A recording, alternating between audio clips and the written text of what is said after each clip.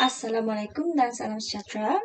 Okey, sebelum kita memulakan kelas kita pada hari ini, izinkan cikgu terlebih dahulu untuk memperkenalkan diri.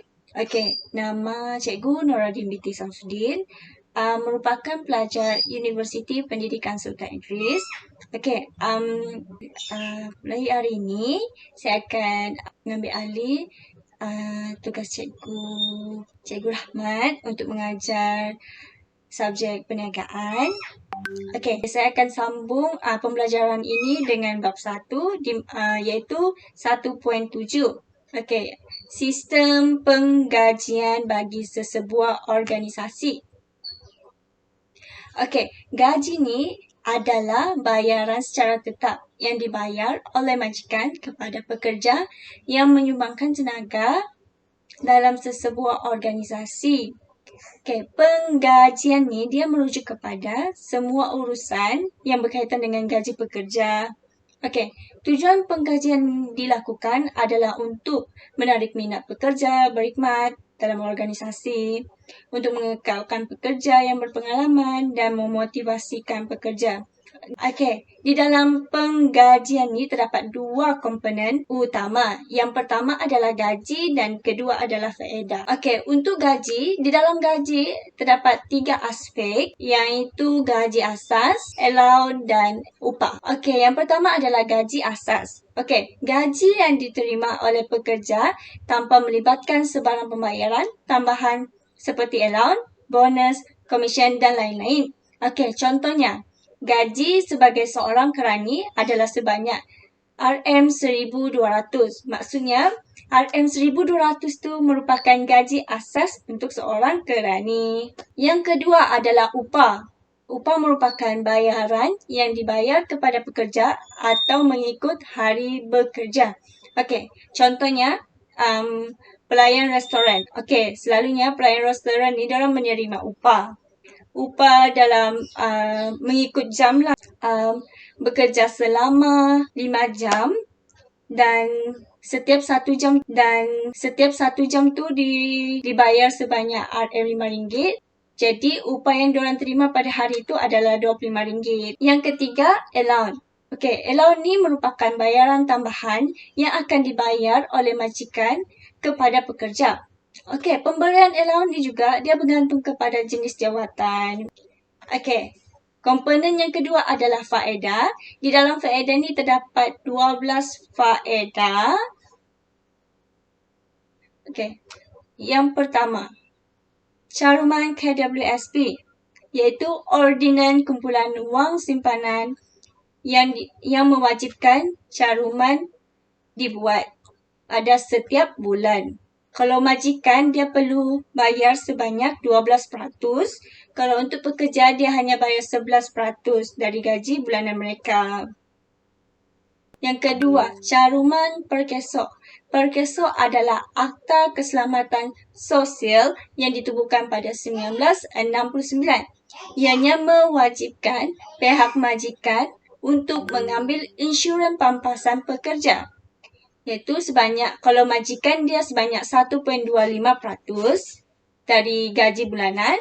Kalau pekerja pula 0.5% daripada gaji bulanan juga, yang bertujuan untuk melindungi majikan daripada tuntutan pekerjanya. Ketiga adalah komisen. Okey, komisen ni adalah ganjaran yang diberikan kepada pekerja yang terlibat dalam aktiviti jualan. Okey, jumlah komisen bergantung kepada jumlah jualan yang dilakukan oleh pekerja. Okey, contohnya Ali menjual sesuatu produk dan produk tu mempunyai komisen sebanyak RM5 untuk satu produk. Jadi, misal kata dalam satu bulan tu Ali menjual sebanyak 200 produk. Jadi, komisen yang diperoleh oleh Ali sebanyak sebulan adalah RM1,000.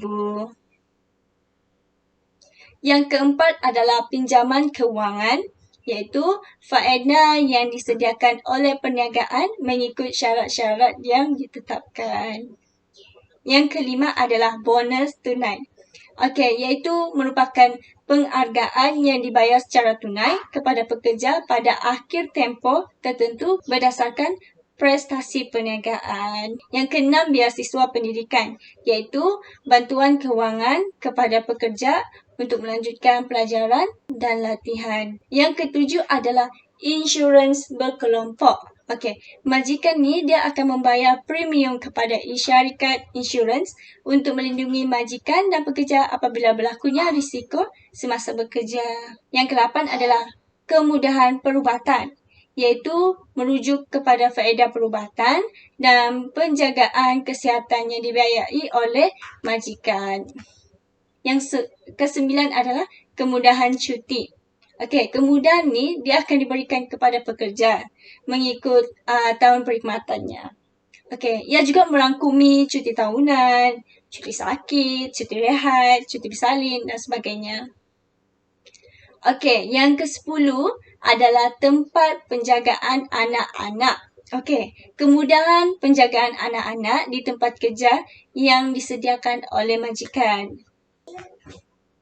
Okey, penyediaan. Yang ke-11 adalah kemudahan keselamatan, iaitu penyediaan alat keselamatan dan persekitaran kerja yang selamat supaya pekerja tidak terdedah kepada sebarang risiko.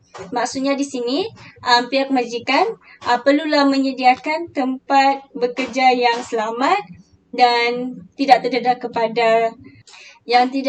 dengan sebarang risiko. Okey, yang ke-12 adalah kemudahan penginapan. Tempat tinggal yang disediakan oleh majikan kepada pekerja. Maksudnya pihak majikan ni diorang sediakan tempat tinggal untuk pekerjanya. Okey, seterusnya faktor penentu sistem penggajian. Okey, di dalam ni kita boleh tengok terdapat 6 faktor. Yang pertama adalah kemampuan organisasi. Organisasi yang mempunyai kedudukan kewangan yang kukuh akan memberikan lebih banyak ganjaran kepada pekerja. Maksudnya di sini, sebuah syarikat atau institusi yang mempunyai kewangan yang kukuh, dia dapat memberikan ganjaran yang lebih banyak kepada dia punya pekerja lah. Kalau kedua adalah bentuk dan jenis tugas. Okey, pekerja yang menjalankan tanggungjawab besar akan diberikan ganjaran yang lebih tinggi.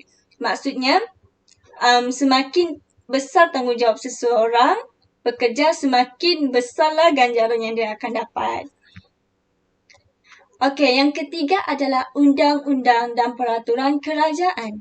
Okey, pihak kerajaan berkuasa menentukan kadar ganjaran minimum yang perlu diberikan oleh sesebuah organisasi. Contohlah kalau kerajaan menentukan sebanyak RM1,000 untuk ganjaran kepada pekerja, maka syarikat atau institusi itu wajib memberikan RM1,000 kepada pekerja sebagai ganjaran.